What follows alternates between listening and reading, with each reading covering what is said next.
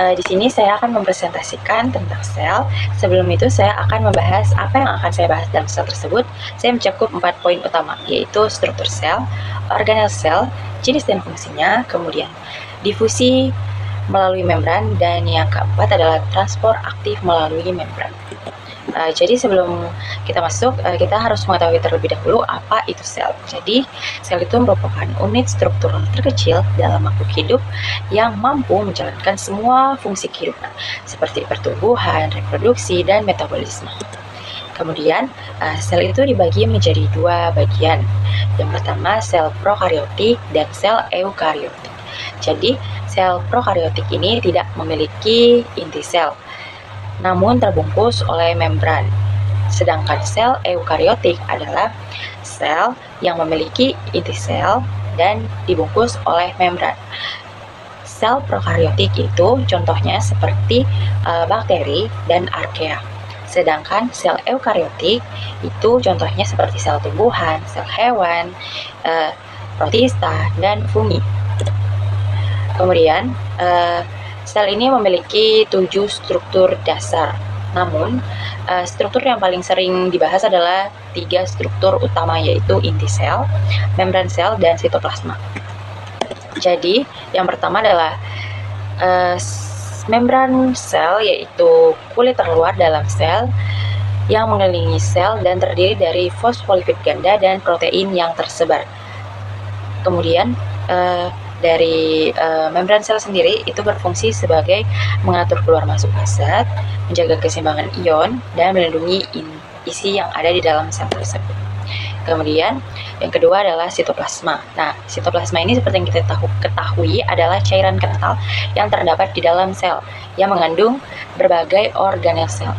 Sitoplasma ini berfungsi sebagai tempat berlangsungnya reaksi kimia dan mendukung pergerakan segala macam organel yang ada di dalam sel.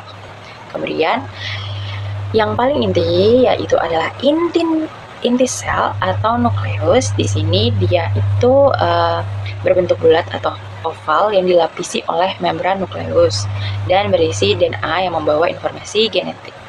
Di sini inti sel atau nukleus berfungsi sebagai mengontrol seluruh aktivitas sel. Kemudian dia itu mengatur atau mengontrol aktivitas sel seperti pertumbuhan, sintesis protein, dan pembelahan sel. Kemudian ada 4 organel sel lainnya yang terdapat di dalam sel. Jadi sel tubuh. Jadi itu yang pertama ada mitokondria, kemudian retikulum endoplasma atau RE, ribosom, dan aparatus Golgi. Jadi di sini mereka keempat organel sel tersebut memiliki fungsi yang berbeda-beda. Yang pertama adalah mitokondria. Dia berfungsi sebagai penghasil energi melalui respirasi selular. Yang kedua adalah retikulum endoplasma atau RE. Di sini dia berfungsi untuk memproduksi dan mengangkut protein dan lipid.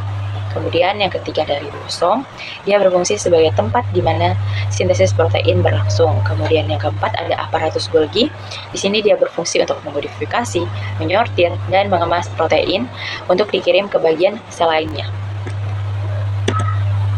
Kemudian ada pun organel sel lainnya, tapi tidak terdapat di dalam tubuh manusia, melainkan terdapat di tubuh hewan dan tubuh tumbuhan.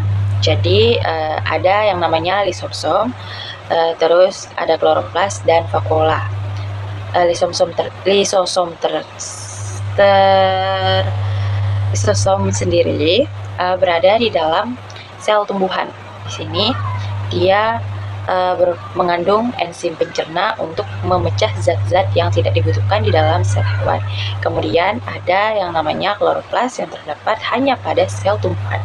Di sini dia mengandung pigmen klorofil yang berfungsi untuk fotosintesis. Maka dari itu tumbuhan itu adalah makhluk hidup satu-satunya bisa menghasilkan makanannya sendiri melalui proses fotosintesis. Karena sel tumbuhan ini mempunyai kloroplas di dalam sel tubuhnya. Kemudian ada vakuola. Vakuola ini adalah kantong besar yang menyimpan air yang terdapat pada sel hewan dan sel tumbuhan. Kemudian di sini ada difusi melalui membran. Ya, jadi difusi melalui membran ini adalah proses perpindahan zat dari area berkonsentrasi tinggi ke area berkonsentrasi rendah melalui membran sel. Difusi ini sendiri merupakan salah satu mekanisme transport membran yang penting. Prosesnya sendiri ada 3 macam, yaitu zat-zatnya bergerak secara acak seperti ini, kemudian dia zat-zatnya cenderung bergerak menuju keseimbangan konsentrasi di dalam dan di luar sel. Kemudian proses ini tidak memerlukan energi. Selanjutnya, adapun faktor yang mempengaruhi difusi tersebut. Terdapat 4 faktor yang mempengaruhinya. Yang pertama adalah ukuran molekul yang besar. Jadi di sini jika molekul yang berukuran besar, maka proses difusi akan menjadi lambat untuk melewati membran daripada molekul yang ukurannya lebih kecil. Kemudian yang faktor kedua adalah suhu. Jadi gerakan molekul akan lebih cepat jika terjadi kenaikannya suhu. Hal ini tergantung berdampak pada laju difusi dan juga akan semakin cepat. Kemudian yang ketiga adalah konsentrasi zat. Di sini konsentrasi zat itu laju difusi juga didasarkan pada besar gradien konsentrasi yang ada pada dua zat. Jadi konsentrasi zat itu dia didasarkan pada besar gradien. Kemudian terakhir adalah wujud materi. Jadi proses difusi ini pada zat padat biasanya lebih lambat dibandingkan dengan zat cair dan zat gas. Contohnya seperti pada hewan bersel satu, difusi dapat karena berkonsentrasi di udara lebih daripada konsentrasi udara di dalam sel. Kemudian yang keempat itu ada transport aktif membran. Di sini transport aktif membran sendiri adalah proses perpindahan zat melawan gradien konsentrasi yang menggunakan energi sel. Jadi transport aktif ini merupakan kebalikan dari difusi.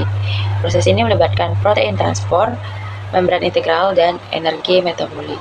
Di sini cara kerjanya ada 3, yaitu protein transport membran mengikat zat yang akan diangkut. Yang kedua, protein transport membran memfasilitasi pergerakan zat melintasi membran, dan yang ketiga adalah protein transport membran mengidentifikasi molekul atau ion yang akan diangkut. Sekian presentasi dari saya. Sekiranya apa yang saya bahas dapat memberikan ilmu yang bermanfaat bagi kita semua, dan saya akan menaruh kesimpulan di akhir dari segala presentasi yang telah saya buat. Terima kasih.